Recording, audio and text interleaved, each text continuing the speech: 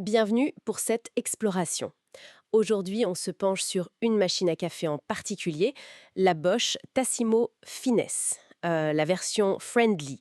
C'est le modèle TAS 1677P en couleur crème. Oui, et notre source unique, c'est sa page produit sur Amazon.fr. Donc, on va décortiquer ce qu'on y trouve, caractéristiques, arguments de vente, prix, et puis surtout les retours des acheteurs. Exactement. L'idée, c'est de voir ce qu'elle propose vraiment, ce que Bosch met en avant, et comment elle est perçue par ceux qui l'ont achetée. Un bon moyen de savoir si elle peut correspondre à certains besoins. Tout à fait. Alors, c'est Tassimo Finesse Friendly. La promesse principale, c'est d'abord la variété, hein. Plus de 70 boissons différentes annoncées, grâce au T-Disc. C'est ça. Et l'autre pilier, c'est la simplicité. Leur slogan, c'est un peu un seul clic et c'est prêt. Facile. Et le Friendly, ça fait référence à l'aspect écologique, si j'ai bien compris. Oui, exactement, on y reviendra. Mais d'abord, la technologie derrière cette simplicité, c'est l'IntelliBrew. Ah oui, l'Intellibrou. Explique-nous un peu. En gros, chaque petit disque, chaque dosette a un code barre unique. La machine le lit et hop, elle règle tout. La quantité d'eau, la bonne température, le temps d'infusion. D'accord. Tout est automatique. L'idée de Bosch, c'est de garantir une boisson parfaite à chaque fois, sans que l'utilisateur ait à se poser de questions. Un peu comme un barista intégré, quoi. Ok, donc on mise tout sur l'automatisme pour la constance. C'est un parti pris. Et il y a quand même un petit truc pour personnaliser. Oui, il y a une fonction qu'ils appellent Intensity Boost, si on veut un café, disons, plus corsé. Mhm. On maintient le bouton de démarrage appuyé pendant 3 secondes au lieu d'un simple clic. Et ça donne un résultat plus intense. Ah, c'est une petite option sympa, ça. Bon, revenons à l'aspect friendly, l'éco-conception. C'est clairement mis en avant. Ah oui, c'est un argument fort. Déjà, elle est fabriquée avec 60% de plastique recyclé. Bon, il précise bien, hein, hors matériaux en contact avec les aliments. D'accord, 60%, c'est notable. Oui, et puis elle est classée A+, pour l'énergie, et Bosch communique sur une durabilité testée équivalente à 10 ans d'utilisation sur une base de 4 tasses par jour. 10 ans, 4 tasses par jour. C'est un message assez fort sur la longévité supposée. Ça vise clairement les consommateurs soucieux de durabilité. Et elle est compacte aussi, j'ai vu. Très compact, oui, 15,7 cm de large seulement, et là on parle du modèle couleur crème, assez passe-partout. Ok. Et pour les aspects plus techniques, plus pratiques. Alors, le réservoir d'eau est amovible, il fait 0,7 litres. C'est pas immense, mais cohérent avec la taille de la machine. Oui, logique. Puissance de 1400 watts, donc elle chauffe vite. Fonction arrêt automatique, classique pour économiser l'énergie. Et le point crucial, bien sûr, Les dosettes. voilà. Elle fonctionne exclusivement avec les dosettes T-Disc de Tassimo. C'est un système propriétaire fermé, il faut le savoir. Très important à souligner, ce système fermé. Parlons argent maintenant. Le prix.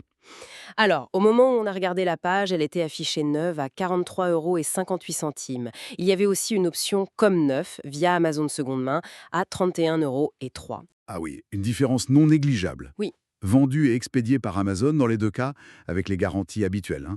Retour possible sous 30 jours, garantie légale de conformité de 2 ans, et possibilité de payer en 4 fois pour certains achats. bon, un prix qui semble assez accessible, surtout en comme neuf. Mais alors, les utilisateurs, qu'est-ce qu'ils en disent? Et il y avait pas mal d'avis, non? Oui, 161 avis au total, avec une note moyenne de 4,4 sur 5. C'est plutôt très bon. Ah oui, 4,4, c'est solide. Et 72% des gens ont mis 5 étoiles.